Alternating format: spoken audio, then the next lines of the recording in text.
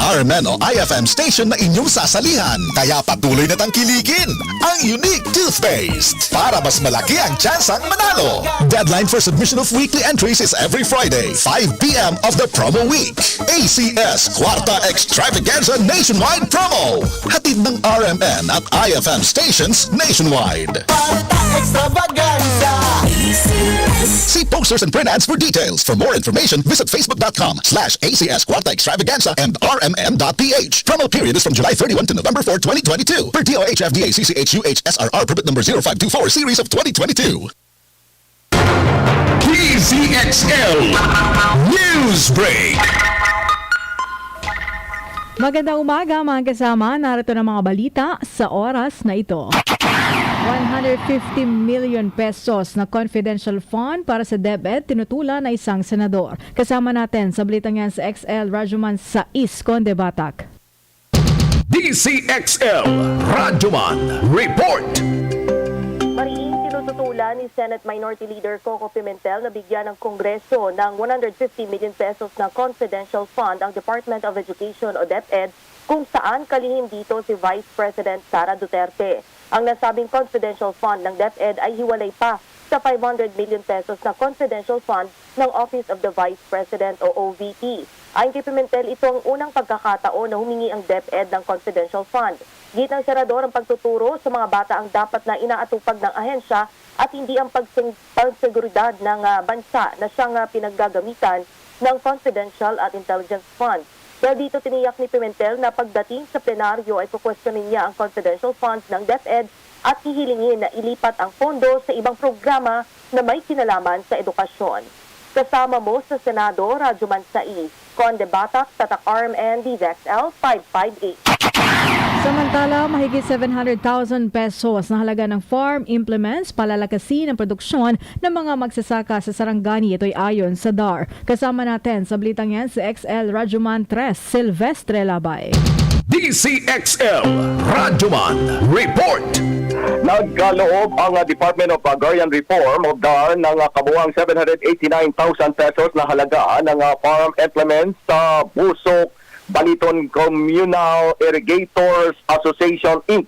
sa Barangay Baliton, Pabor, Baca Agrarian Reform Community upang tulungang silang mapabuti ang kanilang produksyon sa sakahan at mga aktibidad na rin sa agrikultura sa Gian Sarangani Province. Ayon kay DAR Secretary Conrado Estrella III, ang provisyon ng farm implements na kinabibilangan ng collapsible dryer, knapsacks sprayers, hand tractors, floating tillers, grass cutters at heavy-duty weighing scale ay upang paigtingin pa ang intervention sa support service. Tinanggap naman ng BBCIAI Chairperson Pahilito Bulilo ang mga farm machinery at equipment sa ngalan ng Farms Association. Tiniyak naman ni Bulilo na ang mga magsasaka ay mabibigyan ng mga obligasyong alagaan ang mga farm implements at panatilihin na rin ang magandang kondisyon ng mga ito. Kasama mo sa DAR, Rajuman 3, Silvestre Labay, Tata, RMM, DZXL 580. At Saudi Arabia magpapapasok ng investment sa Pilipinas. Kasama natin sa balitang yan sa XL Rajuman 2, Joyce Adra. DZXL Rajuman Report. Inanunsyo ng Department of Foreign Affairs ang nakatakdang paglagak ng Saudi Arabia ng investment sa Pilipinas. Ayon kay Foreign Affairs Assistant Secretary Alfonso Vera, bukod sa renewable energy investments, ay magpapasok din ng investments ang Saudi sa digital infrastructure, fertilizer at agrikultura. Agad namang sinimula ng DFA ang pag-review sa mga nakabinbin na agreement sa Saudi Arabia para makaengganyo ng investments at negosyo sa bansa. Ayon sa DFA, minamadali na rin nila ang mga ito dahil sa posibleng pagbisita sa bansa sa Nobyembre ni Saudi Crown Prince Mohammed bin Salman. Una na rin inatasan ng Pangulong Bongbong Marcos ang DFA na bumuo ng technical working group para maplansya ang pagpasok ng Saudi investments. Kasama mo sa Department of Foreign Affairs, Radyo Mandos, Chais Collantas, Adra, Tatak, RMN, DZXL 558. At yan po mga balita sa oras na ito, i-viral ang totoong balita at gawing trending ang mahalaga impormasyon sa bawat Pilipino. Pag-like ang aming Facebook page, Armen DZXL 558 Manila, at i-like at subscribe ang aming YouTube channel, DZXL 558. Ako po ang inyong Radyoman 4, Angel Ronquillo, Tatak Arimen. Ang oras, mga kasama, Tatak alas 18 na magandang umaga. That news was brought to you by ACS Manufacturing Corporation, ISO certified, world-class quality. ACS.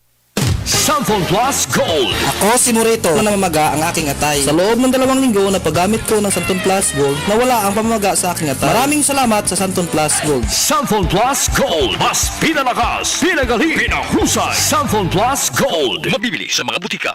Samphon Vitamin C, ang alkaline na vitamin C. Ako si Juliet. Lagi ako nagkaka-rashes dahil sa aking allergy. Ang sinubukan ko ang Santon Vitamin C, hindi na ako sinusumpong ng aking mga allergy. Samphon Vitamin C, ang alkaline na vitamin C. Mabibili sa pinakamalapit na butika sa inyong lugar.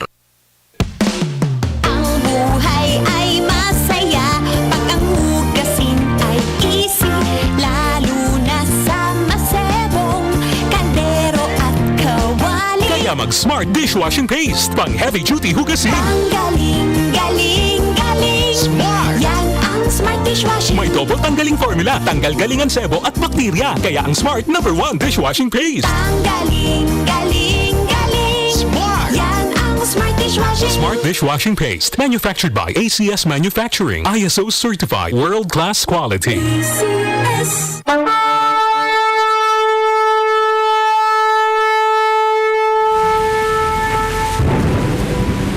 God so loved you, He sent Jesus to die for you.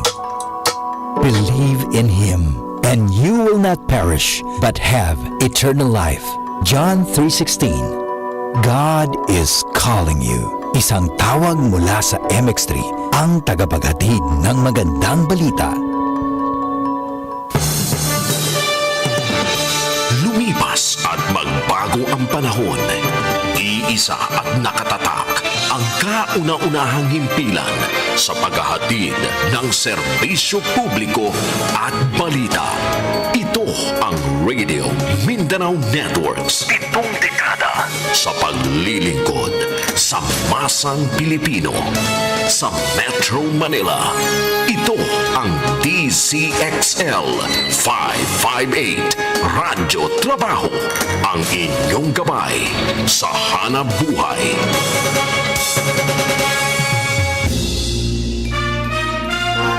Malaki man o sa maliit na paraan, pwede kang maging bayani sa sarili mong kakayahan. Kwentong Bayani. Tunghayan ang mga storya ng bawat individual at organisasyon na siyang magbibigay ng inspirasyon sa mga komunidad, lipunan at sa bawat mamamayan. Kwentong Bayani. Kwentong Bayani. Kasama si Jojo Armenta at Radyoman Jenny Pahilanga sa Kwentong Bayani. Dito sa DZXL 558 Radyo Trabaho tuwing Sabado alas 10 hanggang alas 11 ng umaga at sa Facebook page ng RMN DZXL 558 Manila. Kwentong Bayani. Kwentong Bayani. Hatid ng Benita at Catalino Ya Foundation at ng RMN Networks. Malaki man o sa maliit na paraan, pwede kang maging bayani sa sarili mong kakayahan. Kwentong Bayani. Kwentong Bayani. Magandang unang araw ng Oktubre. October 1st tayo ngayon, Saturday. Welcome po sa Kwentong Bayani. Sa ngalan po ng aking partner Jojo Armenta, partner get well soon. Namimiss ka namin ni Kuya Rod. Sige lang partner ha, dyan ka lang, dito lang kami. And since first day ngayon of October, naku maganda na naman ho ating pag-uusapan sa Kwentong Bayani. Social responsibility pa rin. At napakagagaling po na ating mga guest for today. And thank you to partner Jojo. Ayan, dahil talagang super siya, no? Asikaso hands-on sa ating mga guest for this morning. Pero iniimbitahan ko kayo ay tumutok sa RMN DZXL 558 Manila. Paki-like and share na po yung aming program. Live po kami dyan ngayon. At i-like and subscribe ang aming YouTube channel, DZXL 558. Of course, yung BZYF, the official Facebook page po, account ng BZYF, paki-like nyo rin po yan, ha? 10:13. Nako, kasama na natin ngayon dalawa pong ating guests. Hindi natin pakatatagalin pa. At live via Zoom, nandito na po sila. So, introduce na natin. Tutok ho kayo, ha? Kasi ito po ay social responsibility at mga kwentong bayani na ating mga guest for this morning. Okay. So, ang ating first guest po, sabay na po natin sila, no, na bibigyan po ng, of course, pagkakataon na ibahagi sa atin ang kanilang kwentong bayani for this morning. Ang una po nating guest ay siya po ay biologist, currently a special science teacher sa Department of Education sa Manila. Founder po of One Pawikan Initiative, Vice Chairman of Isa sa Kalikasan Organization, Environmental Conservation Advocate, Department of Science and Technology Science Education Institute Scholar, siya po ay former clinician po of the Department of Environment and Natural Resources, DNR, Biodiversity Management Bureau. Naku, baka kilala niya sila Attorney Rebueltate, hindi ba? Dahil lagi din natin kasama yun every Friday. Wala pong iba, ating first guest, si Sir Mark S. De Guzman, founder of Pawikan Initiative. Sir Mark, magandang umaga. Good morning po, Miss Myra. Isang mga kalikasang araw po sa inyo lahat at sa lahat po ng tagapakinig. Sir Mark, Jenny po, Jenny. Sorry, Miss Jenny. Wala po si ngayon si partner Jojo, but she's watching po naman sa ating program. How are you today, Sir Mark? Ayos po. Actually, nandito po ako sa school ngayon. Nag-volunteer din po kami sa Padayas na aming school. Na parang Brigada Eskwela Part 2 po. Okay. Sige, mamaya mag-usap tayo dyan tungkol sa iyong mga activities and programs. Our second guest for this morning po ay siya po ay President and Chief Executive Officer ng siya po ay area of specialization, investment sales, fund advisory, and capital markets and research and consultancy. Siya po ay more than 28 years sa real estate services. And talaga naman pagdating dyan ay maasahan po sa galing po ating second guest for this morning. And of course, siya po ay sabi nga marami ring ibabahagi sa atin for this morning. At siya po ay sa Miss Monique sa Pronov, no? Ayan, Pronove. Ayan, she was based po dyan. So, siguro kwento sa atin yan maya po na ating second guest. Walang iba kundi si Miss Monique Cornelio Pronove, founder ng Salute to a Clean Flag Movement. Hello, Miss Monique. Good morning.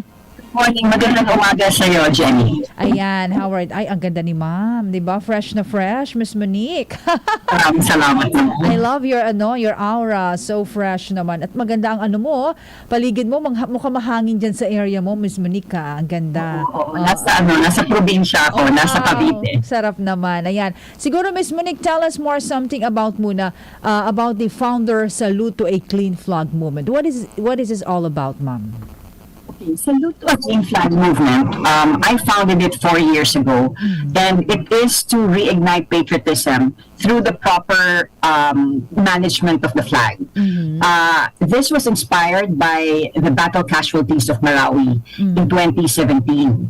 So, naimbitahan kami ng Makati Medical Center Foundation para bigyan ng lakas ng loob yung mga nasugatan sa Battle of Marawi. Remember, 5 months yun na pinadala ng Presidente Duterte para sagitin ang Marawi against the ISIS invasion. So, naimbitahan kami para bigyan ng lakas ng loob na yung mga battle casualties natin. It was around 1,500, and what we did was we got students from very exclusive schools who we knew were never exposed to real heroes, have never been to a military hospital. So pinadala namin tong mga estudyante sa hospital, sa Viluna at sa Army Navy. Tapos pinakilala namin sa mga sundalo at binigyan nila ng musika yung mga sundalo because music heals. But in those 4 concerts in Viluna and Army Navy, I saw how the soldiers would stand at attention despite bandaged head, despite naputulan na ng paa, nawalan na ng mata. Tumayo sila nung unang nota ng Lupang Hinirang at saka sumaludo sila sa ating bandila. Sa akin, being a private citizen, parang 300, pagbukas namin ng auditorium, there were 300 soldiers that came in wheelchairs. I have never seen anything like it. Yung itsura nila kakaiba dahil nga naka-bandage sila. Pero nakita ko rin doon sa hospital na kahit na bandage sila, iba talaga yung aura nila. Yung parang masaya sila, nadala nila yung sugat nila. So it was an eye-opener for me. And then when they stood up to honor the flag, for me it was hair-raising kasi as a private citizen, naisip ko, kung nawalan na ako ng paa dahil sa pagde-defend ng country, pagde-defend ng flag, medyo ang isip ko ay parang masama, di ba? Hindi na ako makakatrabaho ulit, wala na akong mata. Kaya lang, proud sila. So, when I saw that, I said, okay, there's something here. And then I started walking. I'm in real estate, so I started walking the streets of Manila, and then I go out to the provinces. And look what I saw. I saw hundreds of flags. Tattered, faded, walang pakialam yung tao. Hindi man lang tinitingnan. So parang sabi ko, it's very unfair for a soldier to fight for country, die for country, and yet here's a flag, the national symbol of the Philippines, and people do not even care for it.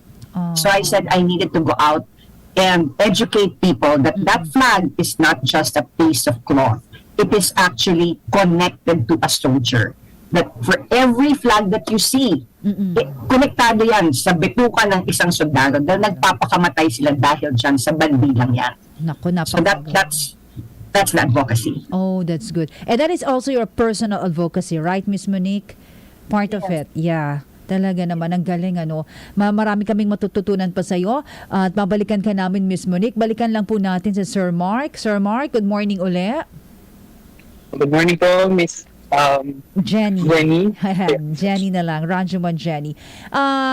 Yung kapareho na ating tanong kay Miss Monique. Si Miss Monique kasi nakafocus siya sa flag, no? Na ito ay nagrepresenta, sabi nga sa ating mga sundalo. Ikaw naman, ano ang iyong personal advocacy? And tell us more something about your organization, Pawikan Initiative, Sir Mark. Nagkwento lang po ako before ko po simulan yung tungkol sa One Pawikan Initiative. So I have been actively advocating for biodiversity and environmental conservation since May 2018 po when I was still in college, studying Bachelor of Science in Biology in PUP. So after joining and winning a pageant doon po sa mismong college namin, doon po nagsimula yung aking advocacy na kumbaga pagkatapos po nung pageant, pinagpatuloy ko pa rin po yung aking advocacy. So, we have been actively participating kasama po ng mga kagrupo ko, kasama din po ng mga kaklase at iba po mga kaibigan, sa mga maraming environmental works sa iba't ibang lugar din po sa Philippines. Sa Luzon. Ito po kami nakakalabas ng Visayas. So, sa Luzon po. So, the first time na na-conceptualize ko yung One Pawikan was when I was taking my internship at the DNR Biodiversity Management Bureau in Wildlife Rescue Center. That was the first time na nakakita ako ng pawikan in my life. The Hawksbill sea turtle that was brought there from the Botas Fish Port. There, nung nakita ko po yung situation nung sea turtle na yun, the spirit of aspiration to be a champion of biodiversity and to speak for those who can't speak. It has grown in me, and I started to really see the condition of the Philippine biodiversity and the threats it is facing in the Anthropocene. So going back dun po sa aming initiative, which is One Pawikan Initiative, I founded this initiative way back 2021. That was in April 2021 po. It is an initiative to raise awareness, to mobilize local knowledge on the current conservation status of marine turtles in the Philippines. Yung mission po nito is to contribute and help in the efforts in conserving ocean ecosystems with special focus on threatened and endangered marine turtles. So we are focused po sa pawikan, pero we're not exclusivizing it dun po sa pawikan. So kahit po yung marine ecosystem kasama din dito po sa aming mission sa One Pawikan. And na-envision din po namin to because we want a future where marine turtles and other marine animals thrive in a well-conserved and sustainably protected environment, safe from the threats of extinction. So ngayon po, we are actively supporting and guiding institutions, LGUs, and environmental groups who are working with sea turtle conservation. Sa katunayan nga po, we are currently in close working with Barangay Labak na Cavite, yung Pawikan Conservatory po doon sa Yes, Sir Mark.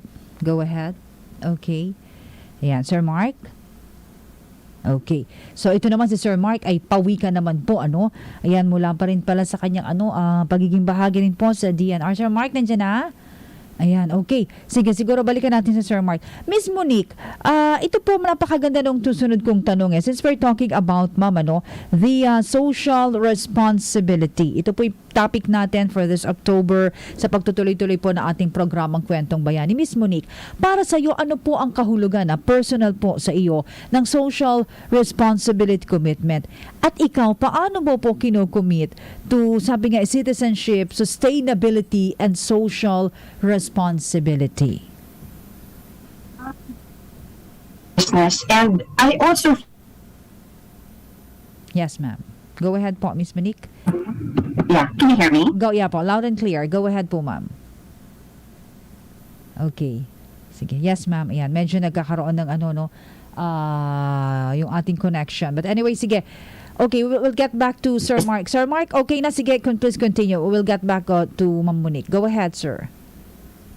So going back po, yes, One Pawikan po is, we are actually actively supporting and guiding institutions, LGUs, and environmental groups who are working in sea turtle conservation, especially po yung mga pawikan patrollers sa Barangay Labak in Cavite.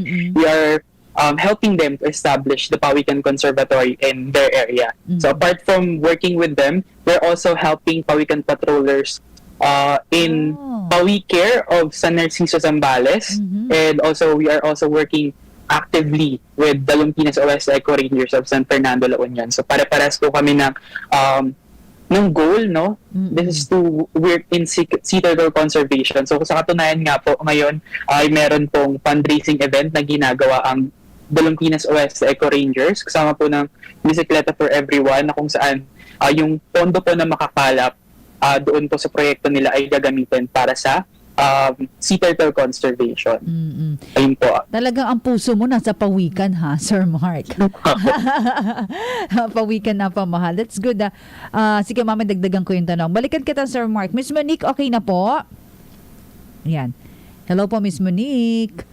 Okay, balikan natin kasi yung tanong natin kay Miss Monique about the personal social responsibility commitment. Okay, so wala pa si Miss Monique. Sige, Sir Mark, unahin na rin kita. Sige, for you, sir, ano po ang kahulugan ng personal social responsibility commitment? Tsaka paano mo i-commit ito into citizenship, sustainability, and social responsibility, sir? For me po, it's about taking up responsibility of every individual. It is about to make a change and do something for the betterment of our life and also our environment that where we live in.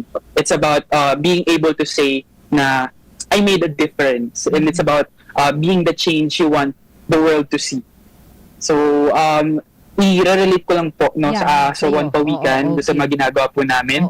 As its founder, I take it upon myself to provide exceptional support and service dun po sa mga communities at sa mga individuals, sa mga groups po na tirelessly working sa conservation po ng sea turtles. And I quickly discern their needs and yung mga concerns po nila, and I move efficiently to provide key informations most of the time po, and recommendations tsaka po directions, no, whenever needed ng mga institutions po na yun. And moreover po pala, nadadagdagan ko lang yung nabanggit ko po kanina sa One Pawikan. We are raising awareness through social media content postings by encouraging people to join our cause, no, especially po on our quarterly cleanup drives, which comes with a short environmental talk and nature walk that all participants enjoy. And we are also conducting consultations, webinars, talks to different people of ages to highlight the marine conservation, and of course yung mga pawikan na favorite po natin. Ang pinakagusto ko po dito na about PSR is that it brings out the best in people. I love taking, especially po sa akin, I love taking volunteers to places na hindi pa po nila napupuntahan. No, I take volunteers po dun sa mga lugar na, let's say, protected areas. Ay mga students ko din po, they are actively joining me in my cause, and masaya ko kasi na-inspire sila to take responsibility. Na nakikita po nila doon sa mga protected areas na dinadala ko po sa kanila na puro basura. So parang naiisip po nila sa sarili nila, I should make my own way on how I can help the environment, no. Kumbaga kahit wala pong nagmamando sa kanila, kung meron po sila ng tinatawag na initiative in their selves, no, magkakaroon po ng kumbaga ng change, no. Kasi change starts with the individual, and the small continued acts na ginagawa po ng mga tao, it can create a ripple effect. Totoo yan. So more on talaga, no, kapaligiran, at na bibigay natin yung social responsibility na lalo sa ating mga kabataan din, di ba? Sir Mark, importante yon. But Miss Monique, hello po sa'yo. Ayan. Pasensya na medyo nagkaroon kanina ng gap, no? But anyway, Miss Monique, babalikan kita dun sa ating question, the same with Sir Mark. We'll just pause for a break, Sir Mark and Miss Monique. Mga kasama, magbabalik po ang ating programa makalipas ang ilang paalaala dito lamang sa programang Kwentong Bayani.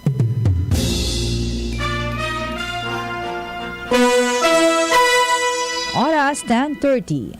That time check was brought to you by ACS Manufacturing Corporation, ISO certified world-class quality. ACS. That news was brought to you by ACS Manufacturing Corporation, ISO certified world-class quality. ACS. Mga karamdaman ba ang problema mo? Subukan ang bago Santon Plus Gold. Santon Plus Gold. Mas pinalakas, mas pinahusay, mas pinagaling. Makatutulong sa paglunas sa mga pamamaga, bukol at iba pang karamdaman sa iyong katawan. Santon Plus Gold. Mabibili sa mga butika. Santon Plus Coffee Mix. Ako si Lizette, isa akong diabetic patient, kaya medyo maraming bawal. Isa na dito ang kape, pero hindi ang Santon Plus Coffee Mix. Kakaiba to dahil ito ay may soya, lunggay at santol na maganda sa kalusugan. Santon Plus Coffee Mix. Kape na, gamot pa. Mabibili sa mga butika. 24 hours under protection ng Shield Bath Soap. Shield Bath Soap. 24 hours under protection ng Shield Bath Soap. Shield Bath Soap. Protektahan ang kalusugan ng pamilya. Mag-Shield Bath Soap regularly. Kills 99.9% ng germs at recommended pa ng Philippine Nurses Association. Mag-Shield Bath Soap. Shield Bath Soap. Shield. Galit sa sakit, may malasakit. Shield Bath Soap. Manufactured by ACS Manufacturing Corporation. ISO certified. World-class quality. ACS. A blessed day to you. I'm Reverend Philip Taroja. I'm a pastor and I've been serving the Lord since 1977. When the lockdown was announced, my mind went bizarre and bizarre. All of us experienced anxiety. I had to take care of my body. God introduced me to MX3. Kita ko talaga yung impact. And I thank God for guiding me. That's what I find in MX3. Mahalagang paalala, ang MX3 capsule ay hindi gamot at hindi dapat gamitin panggamot sa anumang uri ng sakit. Pride Bar, hindi lang puti, kisla puti. Pag nilaban sa Pride Bar Blue, ang puting damit ay magiging Mas puti ito, mas puti ito, mas puti ito. sa Pride Bar Blue. Pwedeng hindi na ako magtina, anyel o bleach. stretch. Dahil ang Pride Bar Blue ay may power whitener na nanunuot sa bawat hibla. Kaya ang damit ay kisla puti at panayan pa sa kamay. Mas puti ito, mas puti ito, mas puti ito.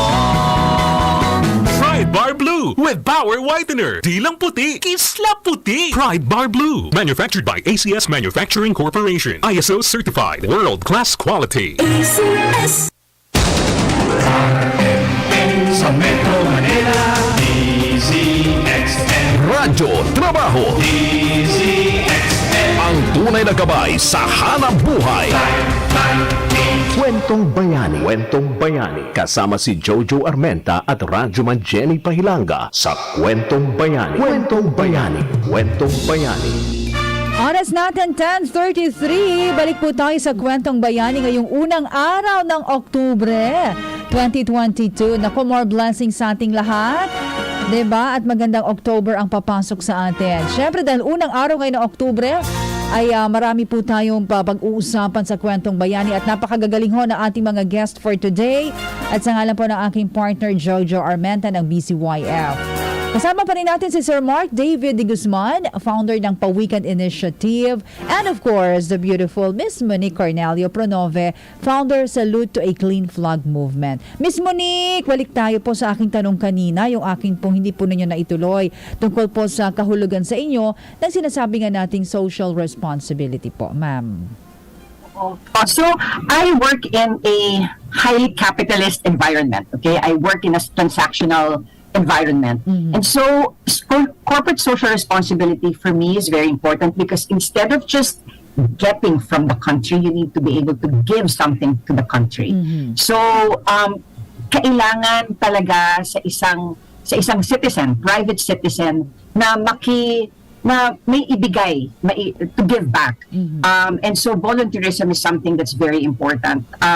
We have a civic responsibility, and I think it's not inculcated to us as Filipinos, the word civic responsibility. We need to be able to give back. Kailangan tayo makialam. It's not just about our family, ourselves, but we need to go out to the community and even bigger outside of the community, outside of our village, outside of our regions. We have to go think about the country. So hindi parating tayo lang. And I think that's something that we've grown up, diba? And you see that in around that people will always protect themselves, will always protect their regions, and not many of us think about the benefit to the country. So yun ang gusto ko sana ma-inculcate sa mga tao na we do have a civic responsibility. Hindi lang tayo nandito para kumuha. Kailangan tayo magbigay. It's a give and take relationship. Yes, tama yun. Give and take relationship. Gusto ko yun Miss Monique, di ba? So, magbabalikan kita. Ikaw na rin po ang gusto kong unang sumagot nito, Miss Monique. Para sa iyo po, ano ba ang kaibahan ng organization nyo that has the same advocacy in helping the society community, Miss Monique? Okay, I have noticed that I think there's very few of us who there's very few companies that are actually drawing attention to the flag. Okay. It's a very basic advocacy, and yet it's unique, it's neglected. Wala naman kasi naglalakad na nakatingala. Naglalakad kayo pag ganun. So walang tumitingin. Okay. So talagang napaka-neglected. So the difference is, I think it's not, what we're trying to do is educate every Filipino na makialam just by pag nakakita ng isang faded at watak na flag, pumasok sila doon sa establishment, sabihin nila, it does not even matter if it's a governor's office, if it's a big office, because we did that. You know, maglalakad kami, pumupunta kami sa iba't ibang lugar. Okay. Pagdating mo pa lang, let's say, sa isang airport, especially if it's an international airport, paglabas mo, dapat may flag yan. Dapat alam ng tao na nasa Pilipinas siya. So, at dapat yung flag malaki at dapat malinis. So, we're asking each and every Filipino to do their share, which is just to take time to knock on the door, look for the building admin, and tell them that they have to put down the flag. Retrieve that flag because it is against the law. I mean, for every flag, a tattered flag and faded flag that you fly, That's 20,000 pesos penalty. But a lot of people do not know that. So yun lang, makialam lang kayo. Kasi simbolo yan simbolo yan natin eh. It is part of being a Filipino. So that's what I want. That's I guess the difference. Each and every, I'm empowering, not me, but we need to be empowered to tell each and every, we can go inside a police station, a fire station, and tell them, pakibaba yung flag, because it's against the law, and it's even, it does not represent us as a country, as a people. Wow, nakita mo yan, Sir Mark, ha? Alam mo na, Sir Mark, pag naglakad-lakad ka dyan at may nakita kang flag, sabi ni Miss Monique, baba nyo yan, ha? Diba? Meron ka lang kaukulang Totoo talaga. Jenny, in every place, I am not afraid because, and they even asked me, let's say I went into a governor's office and I said, pwede ko ba makita si governor? So, the police said, the security said, may appointment ka ba? And I said, wala. Then he said, bakit? Pinakita ko lang yung picture. I take pictures of the flags and I say, eto, kailangan ko siya makausap kasi meron siyang flag sa opisina niya na watak-watak. And they will let me in and talk to the governor. Because diba? And they even asked my name. I just said Juana de la Cruz. Because what will it be if I tell you my name? Ano ngayon? Right? Oo nga, tama I need naman, you to put down the flag. And I actually don't leave the space unless they do put down the flag. Kakaiba yung advocacy mo, Miss Monique, ha? Napapahanga kami ni Sir Mark, ha? Ayan. O ikaw naman, Sir Mark, ayun, the same question with Ma'am Monique. Ano po ang kaibahan ng inyong organization that has the same advocacy in helping the society community, sir? Ayan. So ako, the main difference po siguro of our organization, which is one weekend from other organizations, is that we're focusing in sea turtle conservation or marine turtle conservation. Pero we're not exclusivizing it to Pawikan itself. Kumbaga po, lumalabas po kami outside the box, sa community na kung saan yung community po dapat kasi yung unang nangangalaga dito sa mga pawikan, yung coastal communities po. So, ang ginagawa po namin is that ina-educate din po namin sila. Nagbibigay po kami ng awareness, nagre-raise po kami ng awareness sa mga communities na to through IEC materials, and also pinapaalam po namin sa kanila na ang mga pawikan ay endangered na kasi most of the people don't know na ang mga pawikan ay malapit na pumawala, and if we do not act, the future generation will not see the beauty of these animals. So we are exerting a lot of our energy para pumunta po sa mga lugar na ito. Kasi po, I'm living here in Tondo, Manila po. So, quarterly or minsan weekly po ako pupunta sa Cavite just to visit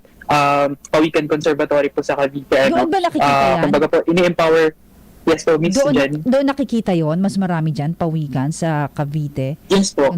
Bali po, kasi sa Cavite meron pong certain species ng pawikan na makikita, yung olive ridley sea turtle po. So, ito pong olive ridley sea turtle, ito po ay nagne-nest doon po sa may Manila Bay and sa mga kalapit na lugar kagaya po ng sa Bataan po, ayan po yung mga lugar na kung saan nangingitlog itong olive ridley. So, ayun din po, lingid po sa kaalaman ng mga tao na meron po palang mga pawikan sa Manila Bay. Kasi ang alam lang po ng mga tao sa Manila Bay is that ang Manila Bay sobrang dumi. Hindi pwedeng languyan ng mga tao. So ayun din po ang isa kasama po namin sa ina-advocate po namin is to promote Manila Bay. Yun po, kaya po meron kaming project, yung One with the Sea project. It's a cleanup drive, a series of cleanup drive na kung saan nabilibot po kami sa Metro Manila to conduct cleanup drives, and doon din po na pinapaalam po namin sa mga tao na kailangan po natin pangalagaan ng Manila Bay kasi bukod po doon sa nakikita natin sa Rojas Boulevard, malaki pa po yung saklaw ng Manila Bay, and yun po hindi alam ng mga tao na meron po palang mga ganitong klase ng hayop sa Manila Bay, at masasabi po natin na buhay talaga ang Manila Bay. So, bukod po doon sa mga sea turtle, mga marine conservation na advocate works po na ginagawa namin kagaya po ng cleanup drives. Nakikipag-partner din po kami sa mga organizations kagaya po ng Bisikleta for Everyone na kung saan nagsagawa po kami ng fundraiser event, yung One Ride, One Pawikan Virtual Bike Challenge na kung saan po yung fund po na nakalap namin doon po sa event na yun ay ginamit po namin para tulungan At patuloy pa rin po namin na tinutulungan yung Barangay Labak doon po sa kanilang effort to save the sea turtles of Manila Bay in their area. Okay. Parang nababasa ko yung isip ni Miss Monique eh. Parang gusto niya sabihin, pakidescribe mo nga sa amin ni Miss Jenny ang itsura ng pawikan. Oh. Mark. Ano ba? Ito ba'y kapatero? Ay, may nakita namin yung pagong ni Ma'am Monique eh. Yan ba yun? Ganun ba yun? Opo. Okay. Ang pawikan po ay isang klase ng pagong. Pero ang mga pawikan po ay makikita lang po sa dagat. Okay. Sa dagat pala si Miss Monique, ano? Ayun. Okay. Asa, malinaw na sa amin yan ni Miss Monique. Okay, pawikan. Miss Monique, gusto kong tanungin, ikaw napakasipag mo. Diba, Sir Mark, si Miss Monique, umakit sabi niya, dun sa governor. Papakala siya, Juana de la Cruz na lang siya, diba? But importante ba kung malaman pag ako yung pinakamagandang si Miss Monique? Hindi na importante yan, diba? Diba, Sir Mark? Miss Monique, anong rewards, diba? Ang nakukuha mo dito sa volunteering and serving the community as founder ng Salute to a Clean Flag movement? You know, it's very good for the soul. People who have joined us and have volunteered, because again, they work, diba? But this gives us a purpose other than just earning money. Okay. So it gives us a purpose, and I think what's very important to most of us in the volunteer in the Salute to a Clean Flag is, alam mo, when you are in your deathbed, you actually think, what have you done to make this place a better place to live in? Correct. What have you contributed? Yes. And it's not contributed because you've earned a lot of money, diba? That you have been branded as the most successful person in your business or in your industry. I mean, everybody can be successful if they want to, but I think this one is really personal. It's good for your mental health. It's good for your emotional health. It's really good for the soul. That's the word for the day, Sir Mark. It's good for the soul, diba? Ganda naman nun. Ikaw, Sir Mark, ano bang reward na nakukuha mo dyan? Ayan, sabi mo nga yung pawikan, diba? Yung pagong, o ano bang meron dyan, Sir? Actually, yung reward po, wala na po sa amin yun eh. Kasi sa totoo lang po, abonado pa po kami. Kasi po yung mga nilalabas po namin na pera, minsan sa advocacy works namin, ay galing po sa sarili namin bulsa. Pero yung reward po siguro na for me, for volunteering and serving the community is yung fulfillment po na alam mo sa sarili mo na you did something good and you made a change. No, it's about knowing that you've done something and it was more than you thought it would be. And also it's about being able to touch others people's life. Doon po masaya po kami, no, na nalalaman po namin na nai-inspire po namin yung mga tao at nagsimula na po sila na mag-take ng collective responsibility para tumulong din na mag-step up yung conservation sa lugar nila. Ayun po siguro yung reward. And siguro bonus na lang po yung makakita ng pawikan in person, no? Makakita ng mga baby pawikan na pinapakawalan po namin sa mga dagat. It's an experience na kailangan malaman ng mga ma-experience ng mga tao siguro para mas lumago yung kanilang love for the environment, especially for sea turtles. Yaan mo, pag may time kami ni Miss Monique, pupuntahan namin yan. Saan nga yan? Sa Cavite? Sige po, sa Barangay Labak na Cavite po. Actually, bare months po ay nesting season na po ng mga pawikan. So, if pwede po kayo, pwede po tayong gumawa ng event na kung saan mag-release po tayo ng sea turtles. Doon po sa dagat doon po sa Barangay Labak. Parte pa rin po ito ng Manila Bay.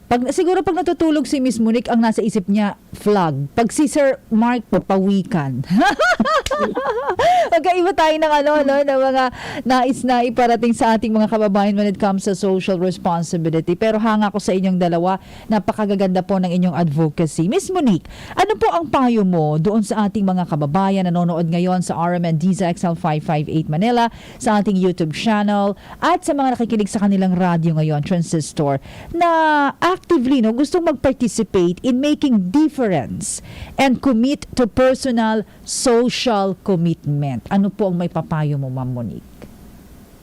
Maganda na makipag-partner. I mean, if you want to make it something big, if you want to, you should partner with government. Like, what we did was, when nakita namin yung mga flags na gutay-gutay, inisip namin, sino ba from the government from government is in charge of the flags. And so we found out that the National Historical Commission of the Philippines is in charge of that. And meron tayong flag and heraldic code.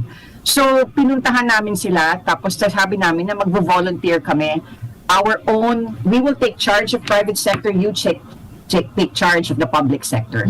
So when you partner and have a MOA, then that seals your commitment. But you can move things bigger and faster because you have government with you. So yun, one thing is, you volunteer your time. Correct. That's what we did, and we also partnered with government. But the other thing is, I think at the end of the day, what I am personally thinking is, like sabi nga ni Mark, walang bayad to eh. There's no reward. We're not looking for reward. But personally, for me, I'm saving. I guess you're saving your space in heaven. You know what I mean? Because there's no reward. You're not doing it for anything else but to make a difference and to make this place a better place. So it's really it's building your legacy, it's also saving your space in heaven. That's good. Very well said, Miss Monique. The same question, Sir Mark. Ano pong mapapayo nyo?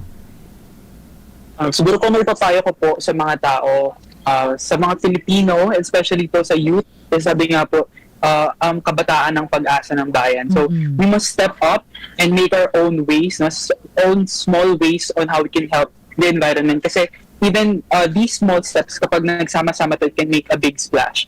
So, and we all know that the government alone cannot single-handedly do all of these things, no, na pangalagaan yung kapaligiran. No, kailangan makipag-partner tayo sa kanila. And sa government na naman and sa lawmakers, we should amend the laws, especially the Republic Act 9147 or the Wildlife Resources Conservation Act. We must review the law, we must amend it, mas lawakan pa yung saklaw nito, and we must also, kung magpapatawan natin na mas mabigat na parusa, yung mga violators, no, yung mga poachers na palaging pumapatay ng mga pawikan, no, nagbebenta ng mga endangered species, and of course, yung small ways na binabanggit ko dito is to, number one, refuse the use of single-use plastic, kasi this is the main reason bakit maraming namamatay na pawikan because of the plastic pollution. We must urge the companies to provide us alternatives like papers, no? Yung mga biodegradable materials, no? We should demand for that. And of course, reduce our carbon footprints. We must also we must contact our lawmakers. We must ring the bells para mas marinig nila tayo. Correct. And kapag nasa dagat naman tayo, we should leave nothing behind, yung mga basura natin, lalo na sa mga tao na nagpupunta, yung mga beach goers, no? Iwasan po natin yung pagkakalat sa mga karagatan. And maganda po, yung pinakahuli siguro is that anywhere, anytime, volunteer. Kasi napakalaki po ng impact ng volunteerism. Kasi ito po ay yung nag-help na ma-mitigate yung mga problems, especially dun sa ocean debris or yun sa plastic pollution. Correct. And ayun po, kasi change starts with the individual, and kagaya po nung binanggit ko kanina, it can create a ripple effect kapag patuloy po na ginagawa ng mga tao ito. So ayun po, lastly, be the change you want to see. Okay, thank you, Sir Mark. Miss Monique, any announcement? And na rin po, sabi sa amin, saan kami pwedeng mag-follow sa inyo sa social media para po naman maging bahagi din kami ng Salute to a Clean Flag movement. Go ahead, ma'am.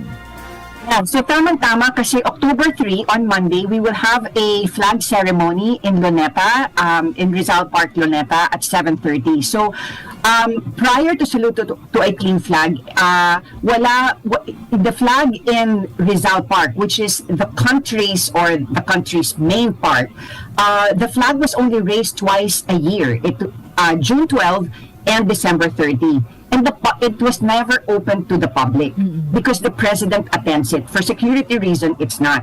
But since 2019, with the partnership of Salute to a Clean Flag and the National Park Development Committee, the flag is raised every Monday. So it's open to the public. I'd like to invite everyone to please come and attend because it is a very moving event. I mean, you see the biggest flag in the tallest flagpole being raised in front of you by the armed forces of the Philippines. These are 30 men in uniform who raised the flag with us in the hallowed ground where Rizal, the monument of Rizal, is at your back, and in front is the flag. And you have the private sector and the public and the private sector there.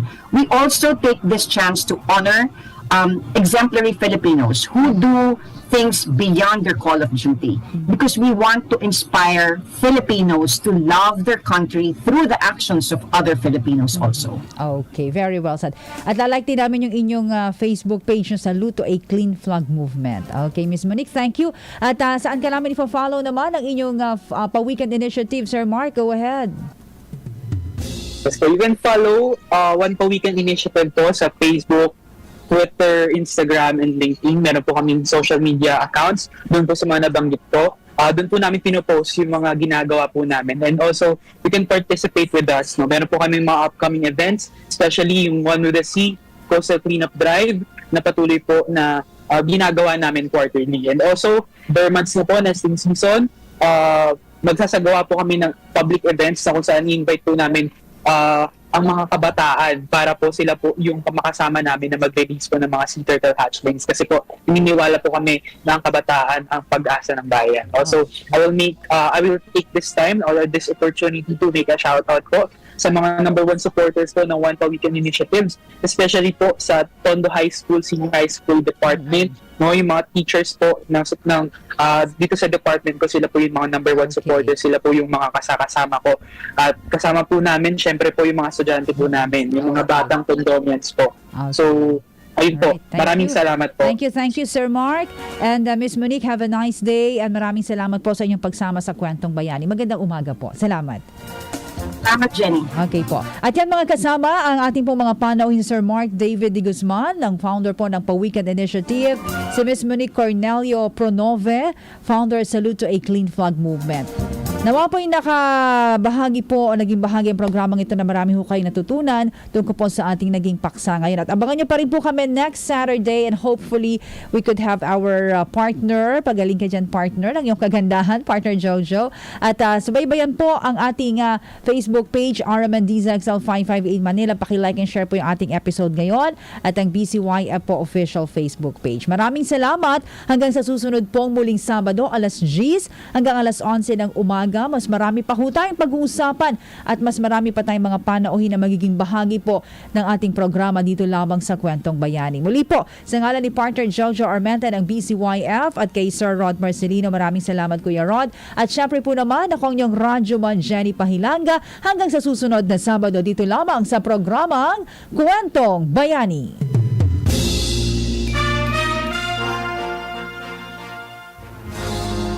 Herbal Capsule.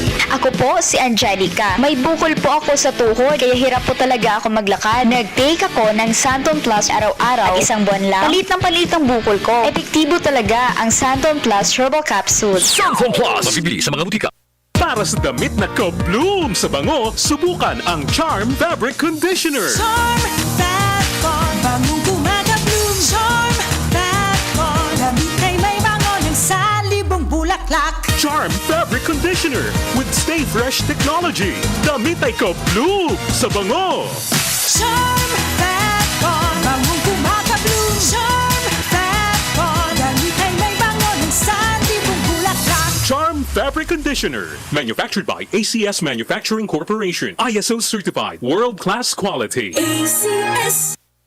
Tayo na sa EO. Tayo nang matingin. Tayo na sa EO. Sila'y eksperto't magagaling. Tayo na sa EO. Inyong mata ay mahalin. EO, Executive Optical. Ang practical. EO, Executive Optical. May practical. For expert eye care, come to EO Executive Optical with over 200 stores nationwide. EO Executive Optical. Love your eyes. DZXL News Break. Magandang umaga mga kasama, narito ng mga balita sa oras na ito. Intel funds ng DepEd ipinapalipat sa education program ng mga indigenous people. Kasama natin sa balitang yan sa XL Radyoman sa Conde, Batak. DZXL Radyoman Report. Hiniling ni Senator Risa Ontiveros na i-realign ng Department of Education o DepEd ang kanilang intelligence fund sa indigenous peoples o IT education program. Ginawa ng senador ang kanyang hirit sa gitna ng pagdinig sa 666.25 billion pesos na pondo ng DepEd sa 2023. Tinanong ni Ontiveros si Education Secretary at Vice President Sara Duterte kung bukas ito para i-reallocate ang ilan sa confidential funds para pondohan ang IT education program. Ang IT education program ay isa sa mga programa ng ahensya na tinapyasan ang pondo. Ayon kay VP Duterte, magagawa nila internally ang realignment sa pondo para mabigyan ng alokasyon ang mga programa at aktibidad ng ahensya na nangangailangan ng budget. Inusisa rin ni Ontiveros si Duterte kung sa paanong paraan binabalak gastusin ang hiling na 150 million pesos confidential funds. Tinukoy naman ni Duterte na partikular na tutugunan ng Intel funds ng ahensya ang mga kasong kinasangkutan ng mga guro at mga mag-aaral tulad ng iligal na droga, pang-aabuso, extremism at terrorism, pornography at iba pang iligal na gawain. Kasama mo sa Senado, Radyoman Sai, Conde Batak, Tatak Arm, and DZXL 558. Samantala, pagbuo naman ng government bodies na mangangalaga sa Sierra Madre at Cagayan River pinamamadali ng isang kongresista. Kasama natin sa balitang yan si XL Radyoman 1, Grace Mariano. DZXL Radyoman Report. Tumapila na si Isabela 6th District Representative Faustino Inodi sa liderato ng Kamara na iprioridad ang pagtatalakay sa dalawang panukalang batas na makakatulong na maibsan ang epekto ng mga kalamidad sa hinaharap. Unang tinukoy ni Di ang inihain niyang panukalang pagbuo ng Sierra Madre Conservation and Development Authority na siyang maglalatag at magpapatupad ng mga hakbang para proteksyonan ang 540 kilometrong kabundukan na Sierra Madre. Gid ni Di kailangang ingatan ng Sierra Madre dahil napakalaki ng papel nito para proteksyonan ang maraming lalawigan sa Luzon laban sa pananalasa ng mga bagyo kung saan halos 50 buhay ng mga Pilipino ang maisasalba nito. Kasama din sa hiling ni Di na prioridad ang panukalang pagbuo naman ng Cagayan River Basin Development Authority na siyang mangangasiwa sa pagpapatupad ng rehabilitation, development at proteksyon sa daluyan ng tubig na bumubuo sa Cagayan River Basin. Kasama mo sa Kamara, Radyoman 1, Grace Mariano, Tatak Arimen, DZXL 558. At Mandaluyong City Government tagsagawa ng vaccination drive para sa mga transport groups sa Star Mall sa EDSA Shaw Terminal. Kasama natin sa balitang yan si XL Radyoman 3 Silvestre Labay. DZXL Radyoman Report. Radyoman Angel, naging matagumpay ang isinagawa ng Mandaluyong City Government sa pakikipagtulungan ng Department of Health, Land Transportation Franchising Regulatory Board at Stars Mall na vaccination drive ang isinagawa para naman sa mga public utility vehicles o PUV owners at condominium, gayon din sa mga commuters upang mabakunahan ng libre para sa booster shot at madagdagan na rin ang kanilang immunity kontra sa COVID-19. Ayon kay Mandaluyong City Mayor Ben Avalos, pinangunahan mismo ng Star Mall head na si Texon at ilang pang mga opisyal ng LTFRB ang naturang vaccination sa isiri ginawang vaccination ng mga driver at pasahero.